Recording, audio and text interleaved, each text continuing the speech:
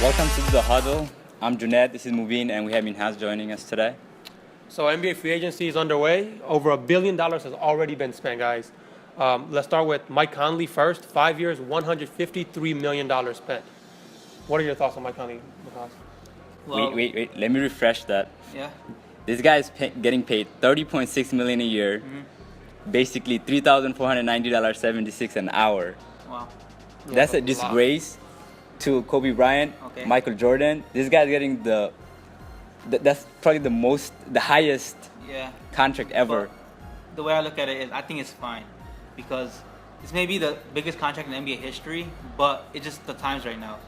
Like last year, I think Anthony Davis signed the biggest contract, so it's like. Well, you're comparing Anthony Davis to Mike Conley? All right, but look though, Kevin Durant when he signs, he's gonna sign a much bigger contract than Mike Conley did. When LeBron eventually signs, he's gonna sign much bigger than Mike Conley. So Hey, I think once everything's settled down, I it's not gonna be love like Mike that Conley big. as a player. Yeah. He's an underrated point guard. Over the last few seasons, he's been very consistent with scoring and assists. But I don't think he deserves $153 million at this point. I think you deserve as much as you can get, because Grizzlies, they had to pay him, or else he would have left, right? Yeah, okay. So I mean, But not for $153 million. So the NBA signed a $24 billion TV deal. $24 billion.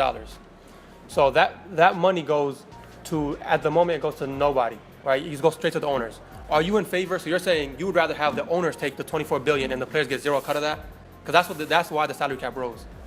That's why a guy like Mike Conley makes a 153, because he's getting 49% of what the players union, they agreed to take 49% of TV deal and extra revenue like this, whereas the owners take 51. So the owners are still making the majority, but the players get a small piece of the pie. But shouldn't they get based on how much they're actually worth?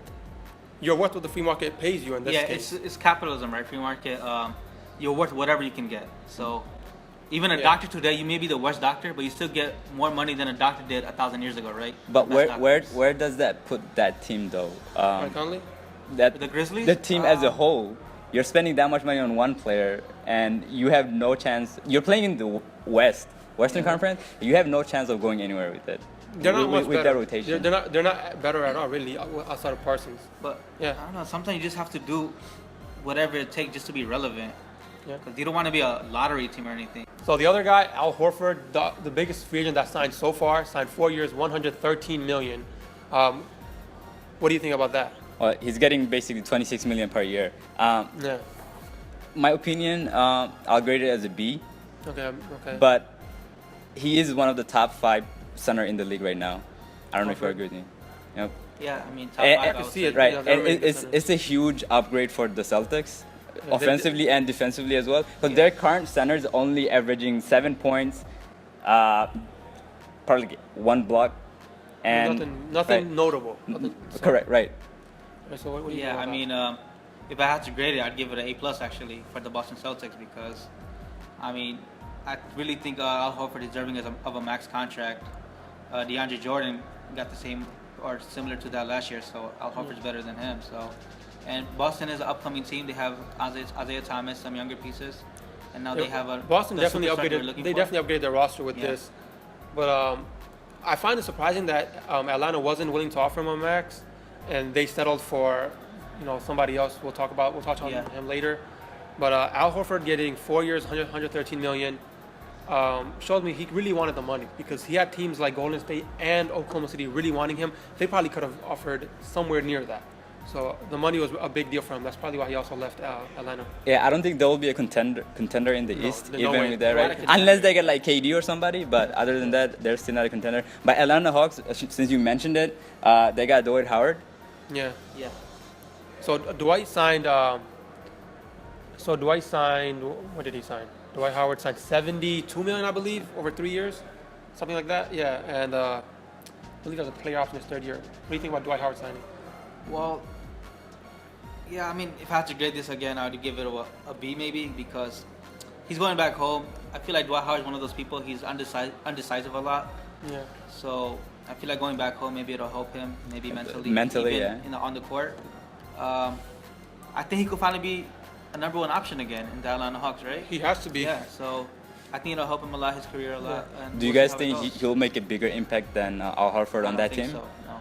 I think he will because Dwight's a legitimate rim protector. But here's the issue with Dwight Howard, and you can see within the contract, they give him 3 years, $70.5 million. By the way, 3 years they give him that because Dwight Howard's been having back issues. He's been having really serious injury issues, and that just shows you he probably wanted a 5-year deal. In all honesty, but no one was going to go that far with him because of his age and also his injury history.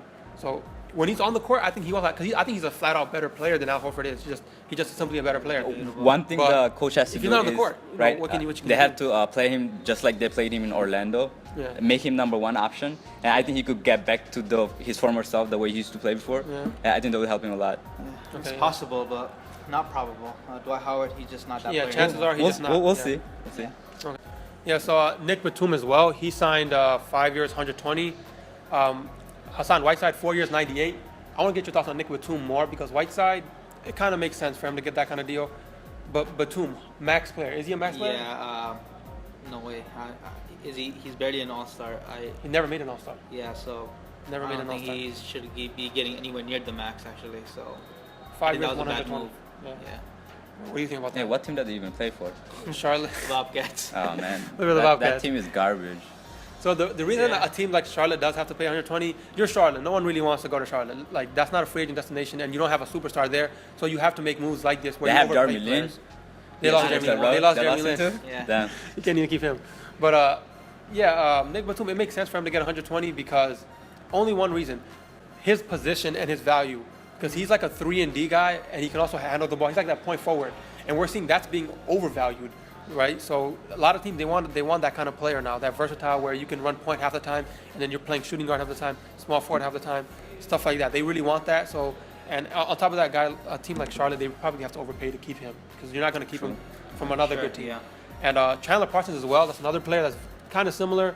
He's another player. He's not a great defensive player, but he signed $98 million, 4 years with the Grizzlies. So the Grizzlies are pairing up. I don't think he deserves it, honestly. Almost, the Yeah. Grizzlies just spent almost $250 million. Actually, He played last year in Dallas. He played horribly. They were expecting much more from him. He didn't show up. He didn't live up to the contract. Yeah, Yep. but I feel like he's someone that could help their team a lot. So I feel like He's a they had to plus. overpay for him, but I think makes him really, really good. So we'll see what happens.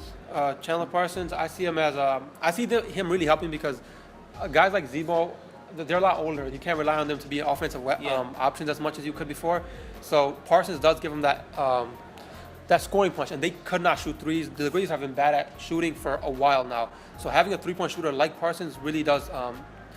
It really bolsters their roster. Gives them a little more depth. At the end of the day, they don't really have anybody who could take over the game for them. Yeah, they don't. And they spend 153 on a guy who's like guy. So you're So-and-so. You're going nowhere with this contract, honestly, for Yeah. Memphis. Yep. So there you have it. That's our opinions on the free agents so far. Let us know what you think. Like, comment, subscribe, and have a discussion down below. Peace.